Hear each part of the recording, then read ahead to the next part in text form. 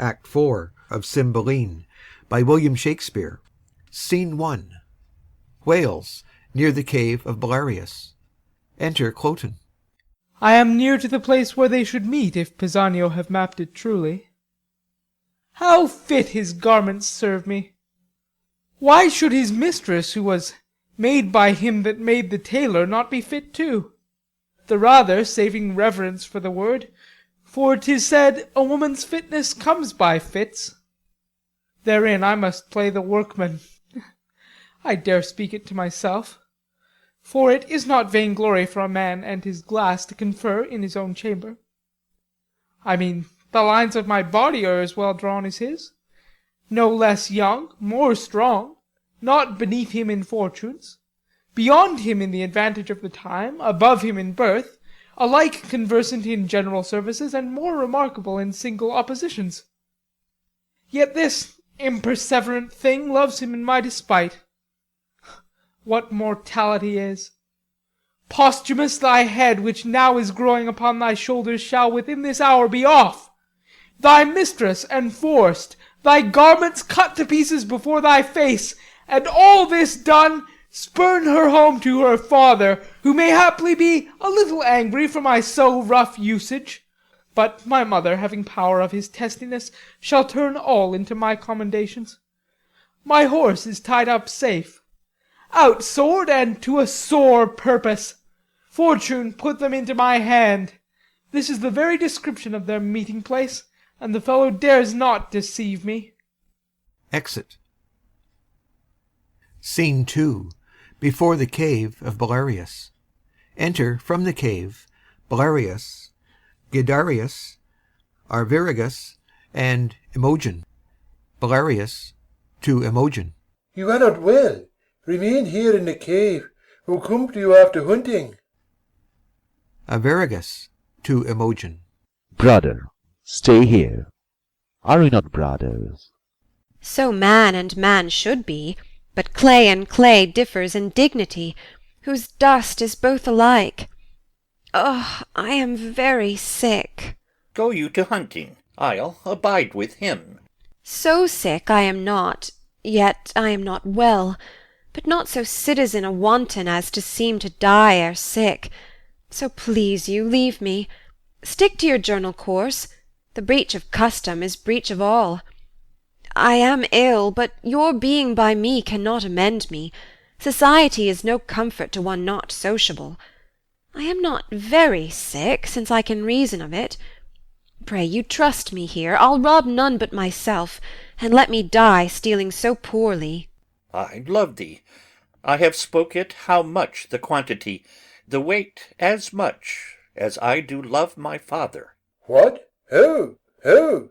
If it be seen to say so, I yoke me in my good brother's fault. I know not why I love this youth, and I have heard you say, love's reason is without reason. To appear at door, and the demand, who is it shall die, I'd say, my father, not this youth.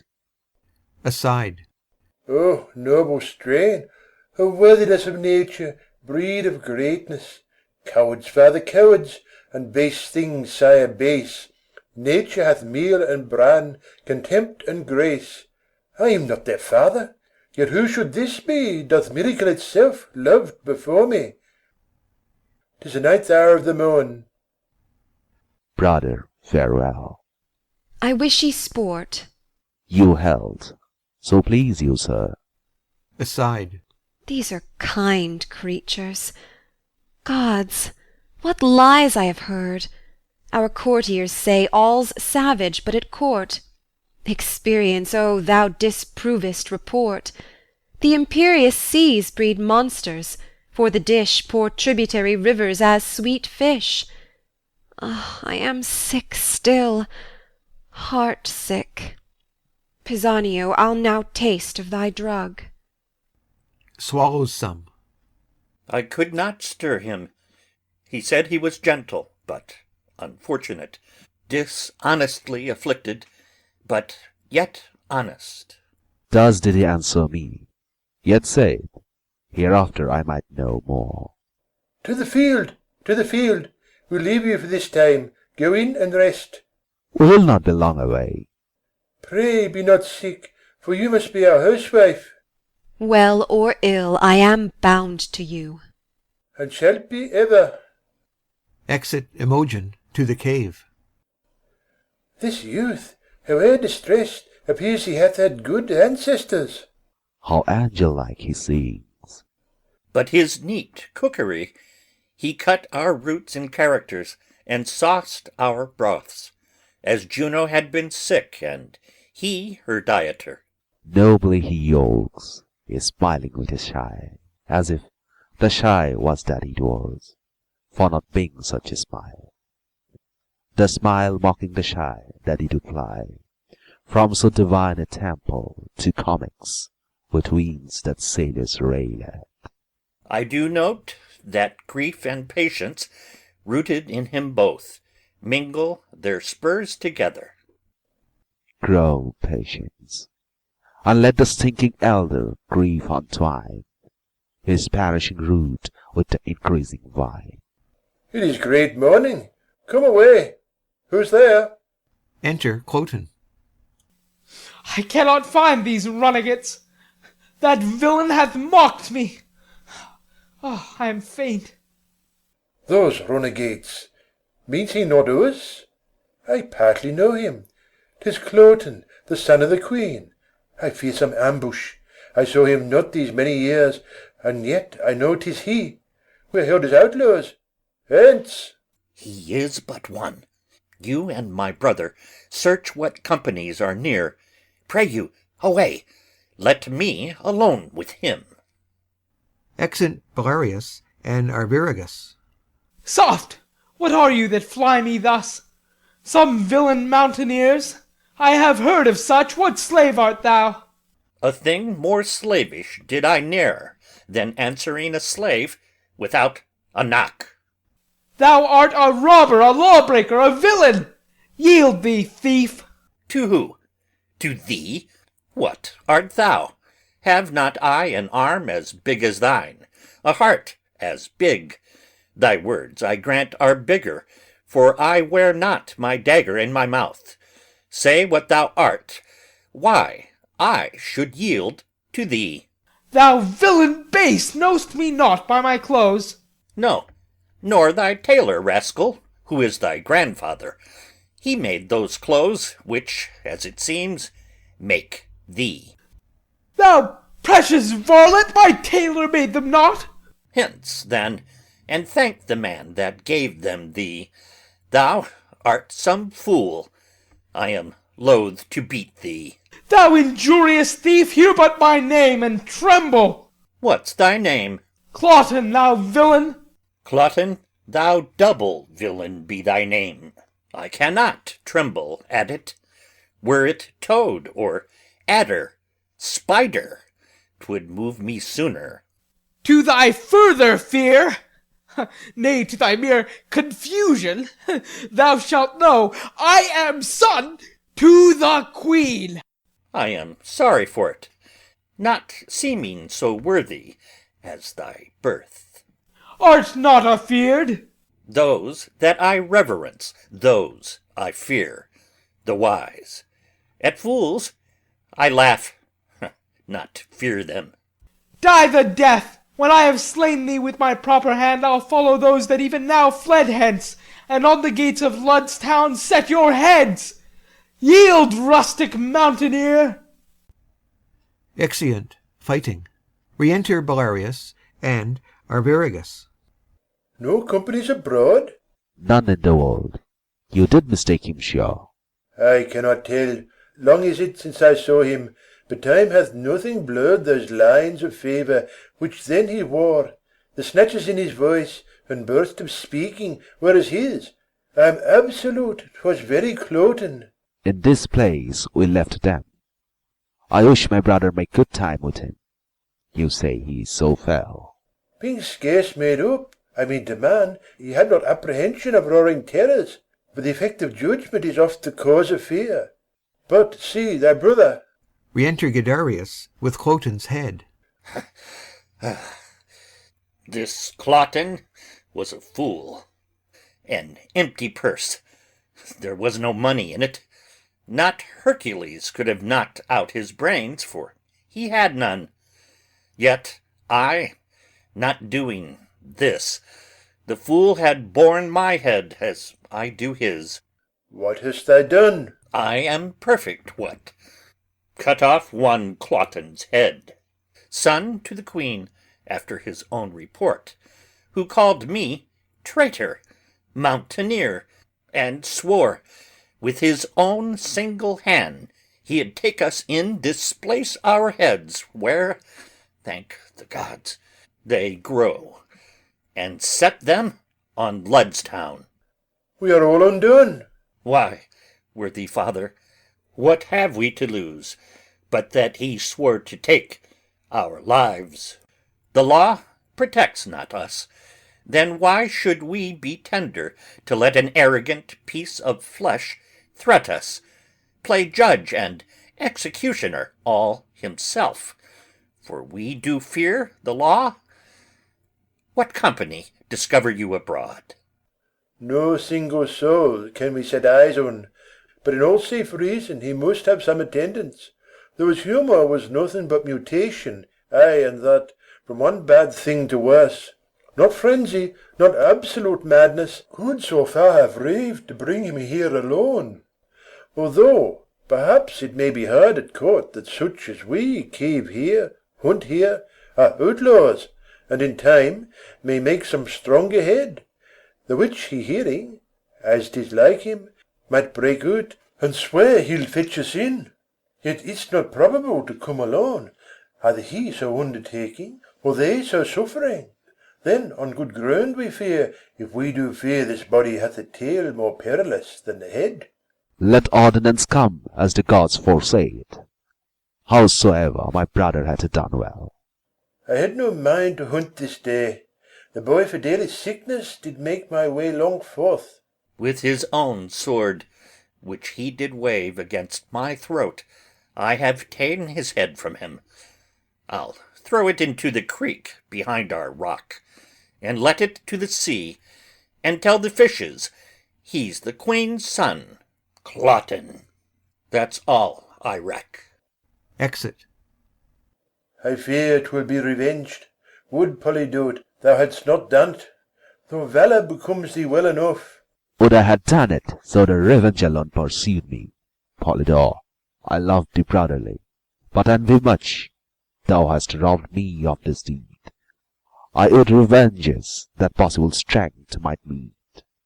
Wilt seek us through, and put us to our answer. Well, 'tis done. We'll hunt no more to-day, nor seek for danger where there's no profit.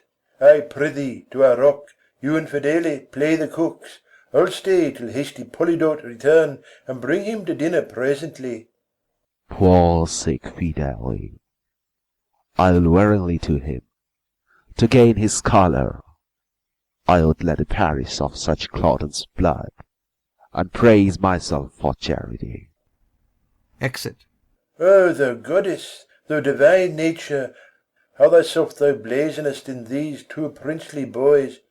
They are as gentle as zephyrs blowing below the violet, not wagging his sweet head, yet as rough, their royal blood enchafed, as rudest wind, that by the top doth take the mountain pine, and make him stoop to the vale. 'Tis wonder that an invisible instinct should frame them to royalty unlearned, honour untaught, civility not seen from other, valour that wildly grows in them, but yields a crop as if it had been sowed.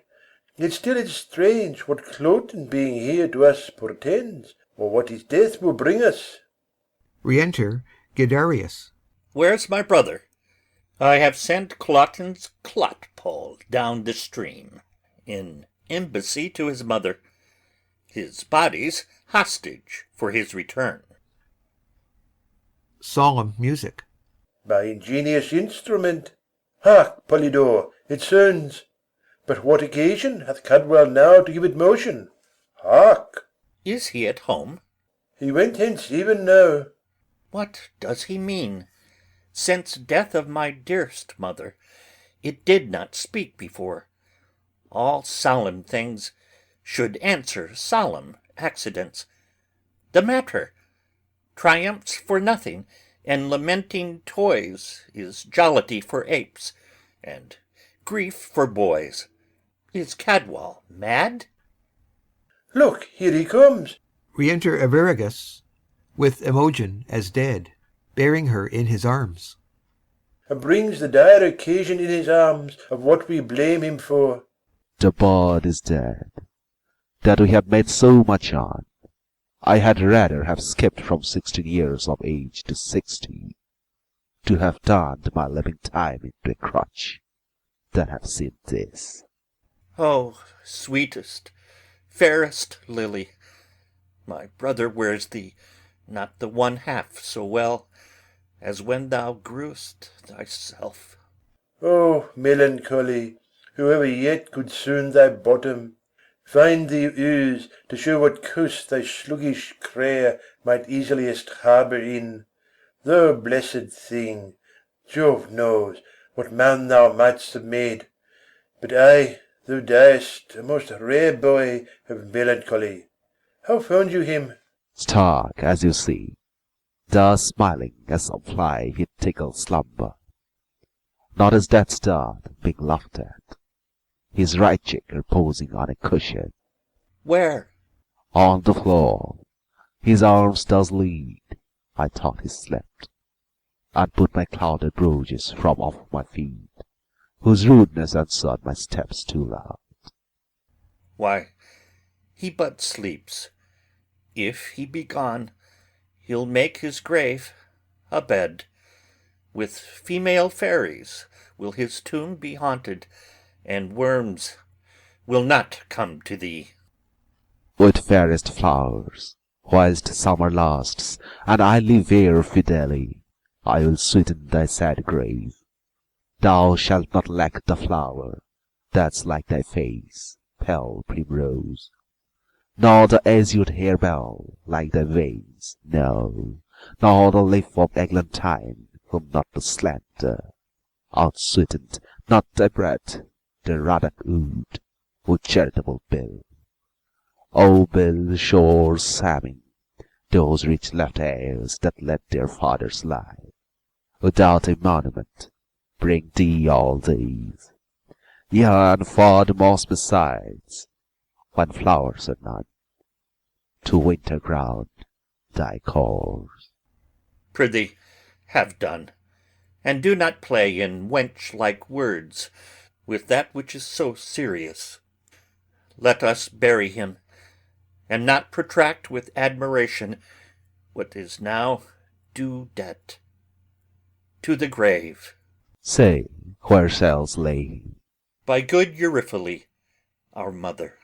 Be it so, and let us spoil it all, till now our voices have got the mannish crack, sing him to the ground. As once our mother, used like note and words, save that Euryphile must be fidelly. Cadwal, I cannot sing. I'll weep and word it with thee, for notes of sorrow, out of tune, are worse than priests and vanes that lie. We will speak it then. Great grief, I see, medicine the less, for Cloten is quite forgot. He was a queen's son, boys, and though he came our enemy, remember he was paid for that. Though mean and mighty, rotting together, might have won dust, yet reverence, that angel of the world, doth make distinction of place between high and low. Our foe was princely, and though you took his life, as being our foe, yet bury him as a prince. Pray you, fetch him hither. Thersites' body is as good as Ajax's, when neither are alive. If you will go fetch him, we'll say our song the whilst. Brother, begin. Exit Belarius. Nay, Cadwal, we must lay his head to the east. My father hath a reason for it. It is true. Come on then, and remove him. So begin. Song.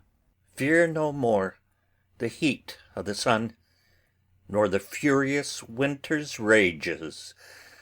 Thou thy worldly task hast done.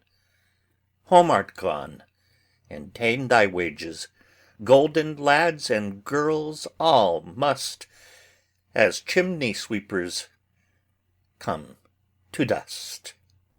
Fear no more the frown of the grave, thou art past the tyrant's stroke.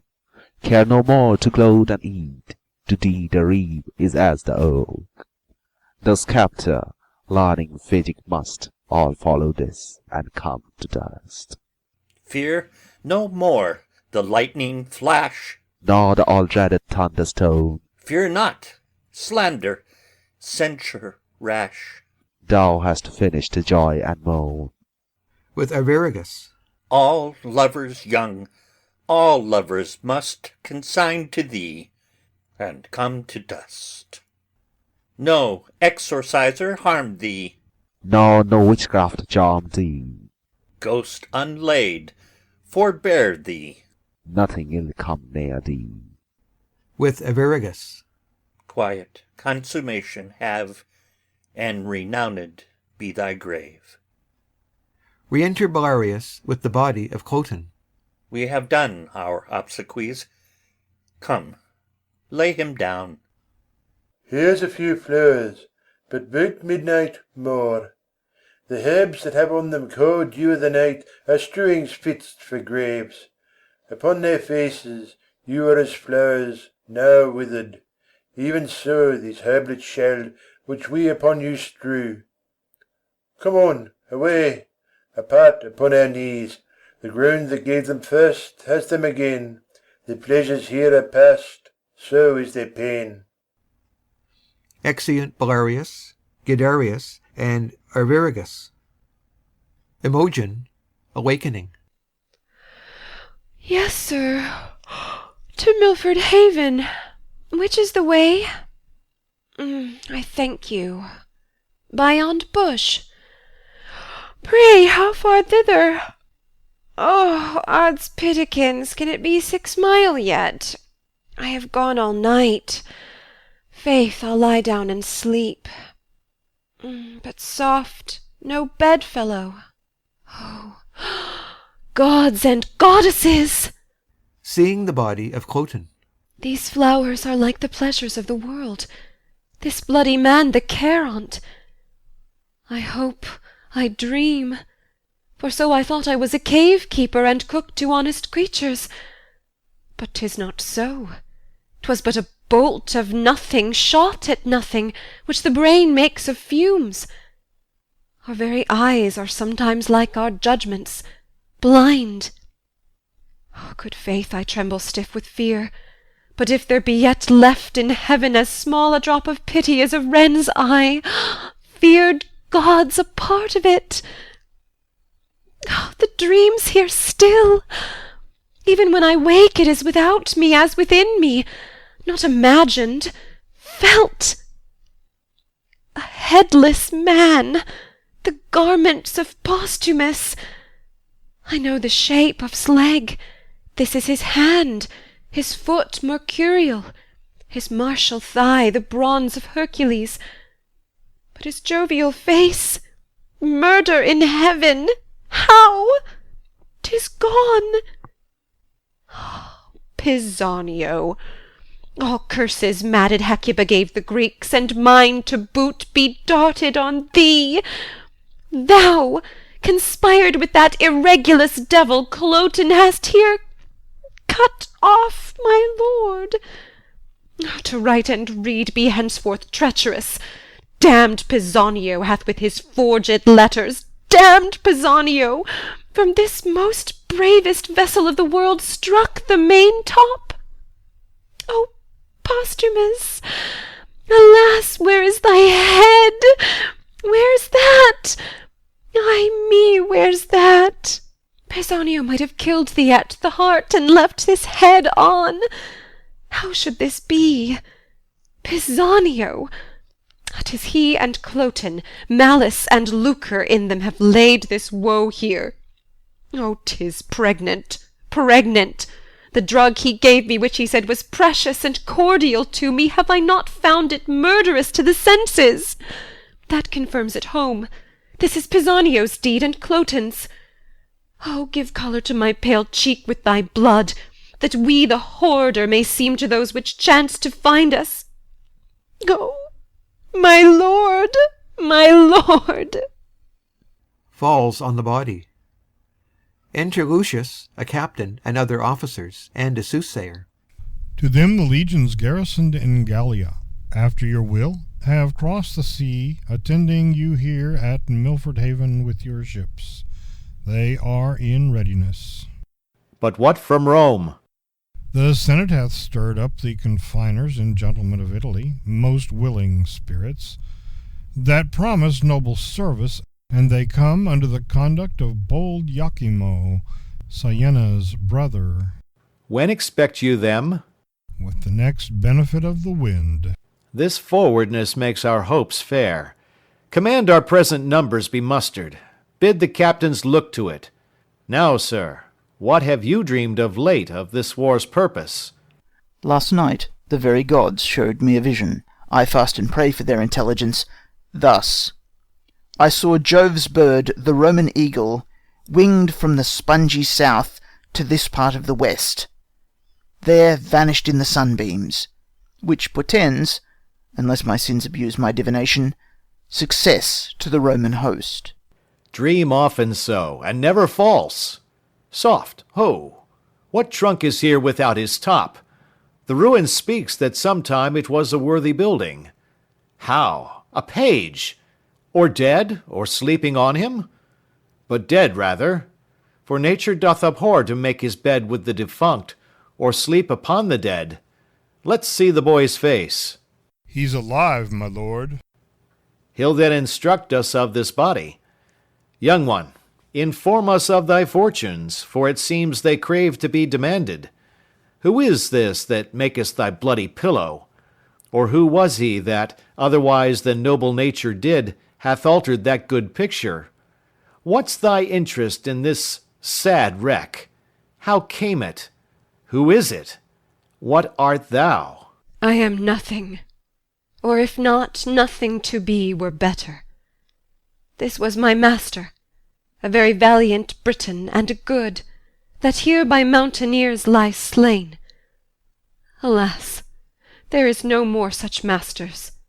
I may wander from east to occident, cry out for service, try many, all good, serve truly, never find such another master. Lack, good youth, thou movest no less with thy complaining than thy master in bleeding. Say his name, good friend. Richard Duchamp. Aside. If I do lie and do no harm by it, though the gods hear, I hope they'll pardon it. Say you, sir? Thy name? Fideli, sir. Thou dost approve thyself the very same. Thy name well fits thy faith thy name. Wilt take thy chance with me?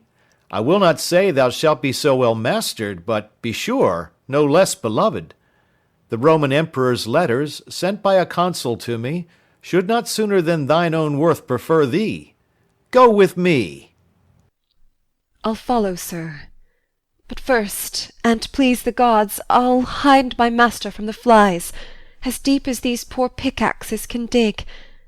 And when with wild wood leaves and weeds I have strewed his grave, and on it set a century of prayers, such as I can twice o'er, I'll weep and sigh, and leaving so his service, follow you, so please you entertain me. Ay, good youth, and rather father thee than master thee. My friends, the boy hath taught us manly duties. Let us find out the prettiest daisied plot we can, and make him with our pikes and partisans a grave. Come, arm him. Boy, he is preferred by thee to us, and he shall be interred as soldiers can. Be cheerful, wipe thine eyes, some falls are means the happier to arise. Exeunt. Scene 3. A room in Cymbeline's palace. Enter Cymbeline, lords, Pisanio, and attendants. Again, and bring me word how 'tis with her. Exit an attendant. A fever with the absence of her son, a madness of which her life's in danger. Heavens, how deeply you at once do touch me! Imogen, the great part of my comfort, gone. my queen upon a desperate bed, and in a time when fearful wars point at me. Her son gone, so needful for this present, it strikes me past the hope of comfort. But for thee, fellow, who needs must know of her departure, and dost seem so ignorant, we'll enforce it from thee by a sharp torture. Sir, my life is yours. I humbly set it at your will. But for my mistress, I nothing know where she remains, why gone, nor when she proposes return. Beseech your highness, hold me your loyal servant. Good, my liege. The day that she was missing he was here. I dare be bound he's true, and shall perform all parts of his subjection loyally. For Cloten, there wants no diligence in seeking him, and will, no doubt, be found. The time is troublesome. To Pisanio.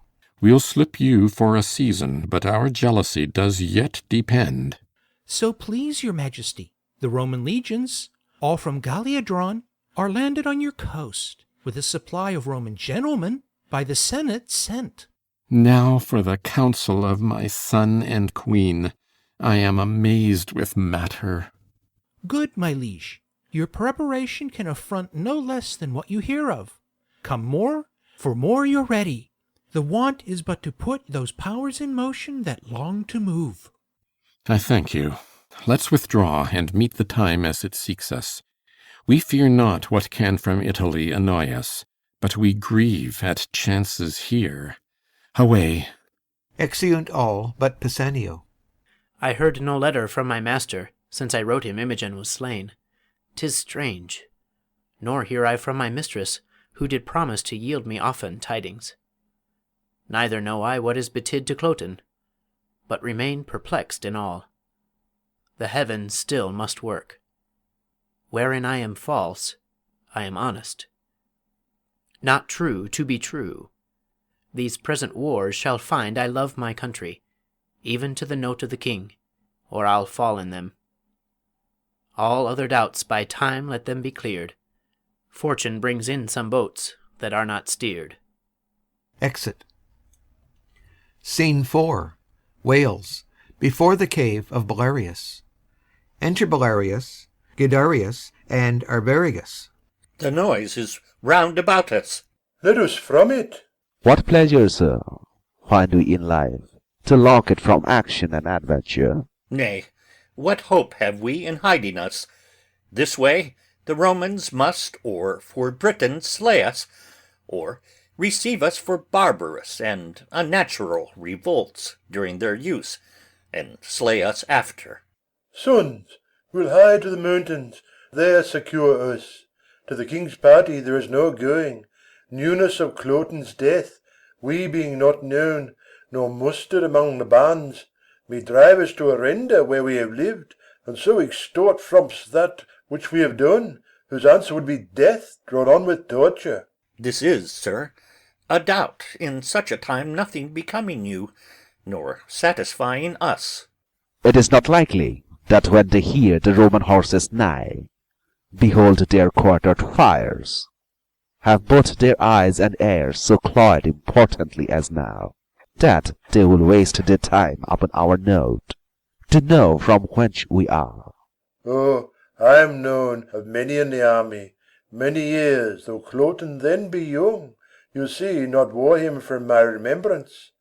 And besides, the king hath not deserved my service, nor your loves, who find in my exile the want of breeding, the certainty of this hard life. Ay, hopeless to have the courtesy your cradle promised, but to be still hot summer's tamings and the shrinking slaves of winter.